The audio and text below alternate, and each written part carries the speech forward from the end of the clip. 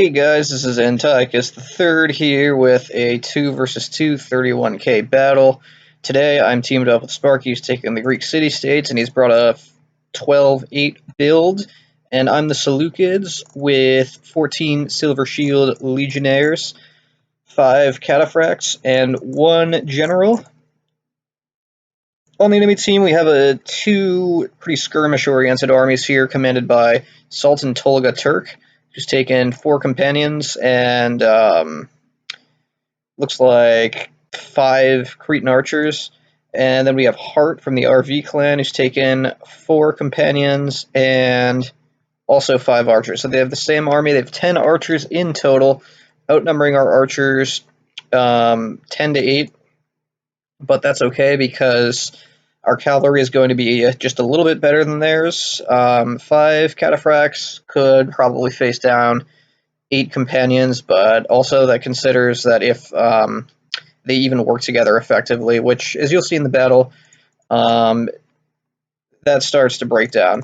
So the general unit I took because I was afraid that they could conceivably take a lot more archers than us. They took a little more units of archers than us, but it's a bit mitigated by the fact that Tolga just keeps his archers in tight formation, which is going to lead to the utter decimation of these units. They were already in very low numbers, and the battle hasn't really gone on that long. The only archers that are in loose are Heartlesses, so they will survive a lot longer and be much more of a threat. Tolga needs to put his archers into loose formation immediately and try to face down these Cretans. As you can see here, Sparky is taking comparatively very few losses. Just in 2 units, he's down to men in the 40s, whereas Tolga is quickly getting depleted. He hasn't lost that many men yet, but he should be losing them pretty fast. Considering that he's probably just shooting 1 or 2 archers with all of his 5 archers, Sparky really hasn't taken that much damage in the bulk of his units yet. And he's yet to really engage in an archer war with Heartless. So that is the archer war as it stands. My legions are going to sit in Testudo for a little while, so there's no chance of them getting shot on any sides or anything like that. And this general cav is just going to be used to harass these archers to help out Sparky over here to get the little minimal edge in the archer war that we can. And this general cav unit is going to be superb with its superior speed and at least equivalent stamina, as well as hit points at absorbing missiles and pretty much outmaneuvering these cav. I'm going to be able to get pretty free strikes on these Cretans at will. The cav, they can touch the general because it takes a little bit while for it to disengage, but they never really quite catch it. A few units were lost, but it's still more than strong enough to do what it normally does. It's 21 men. It starts at 25.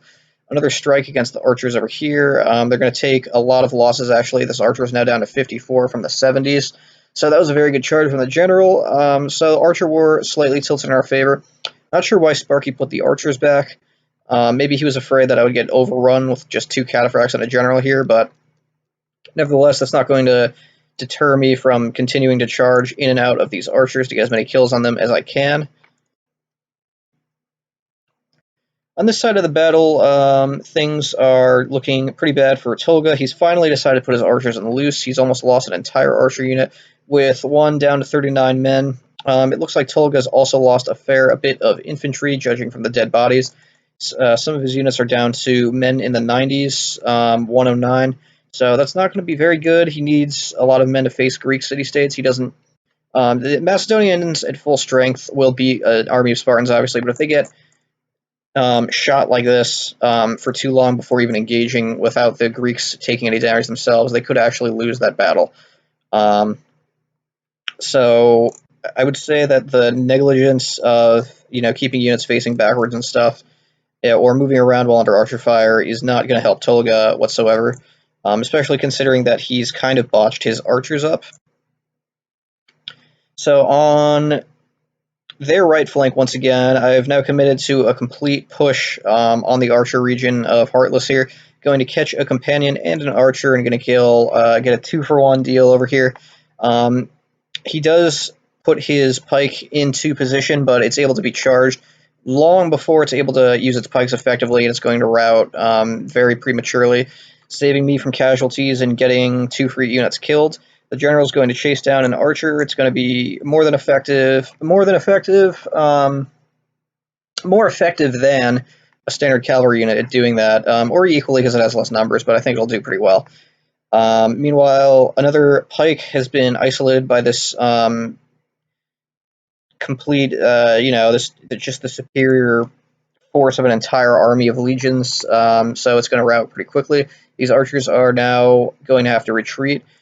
So the flank of Mr. Heartless has completely collapsed.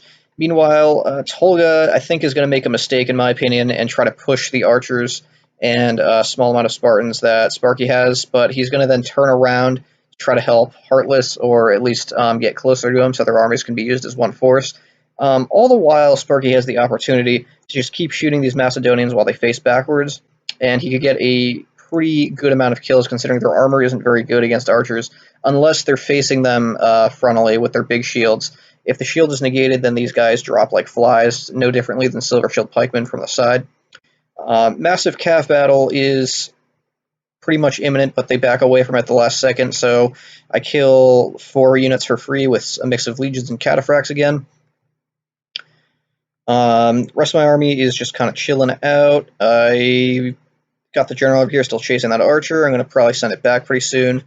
So now they are completely surrounded by a mixed force of legions on one side and Spartans on the other side, with Sparky just shooting the hell out of them every time they turn around. Heartless, his general's in a very, very bad spot here. Silver Legion unit just completely charges right where the general is. It's very lucky that he doesn't die. He tries to get his general out of there and back behind his lines for protection. He's going to simultaneously charge with some pikes over here against the Legionnaires before they can throw Pila, so that's a good move. And then he's also going to complement that with a few slice charges here with his companions.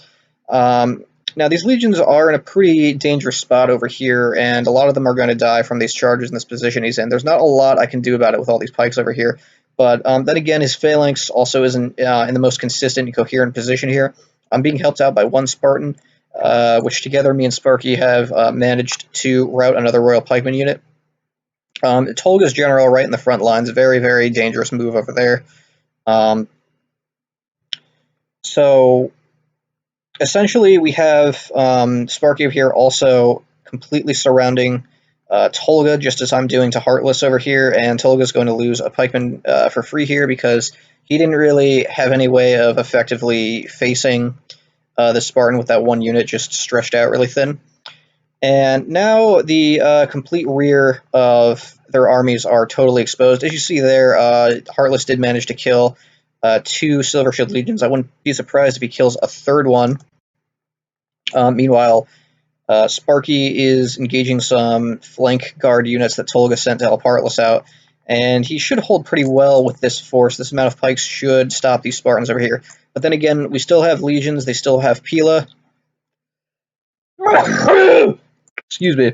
They still have Pila, and they are ready to throw it right in the sides of these Royal Pikemen over here and then charge into them. More legions over here being kept in reserve. I forget about 1 legion here. Whoopsie daisy.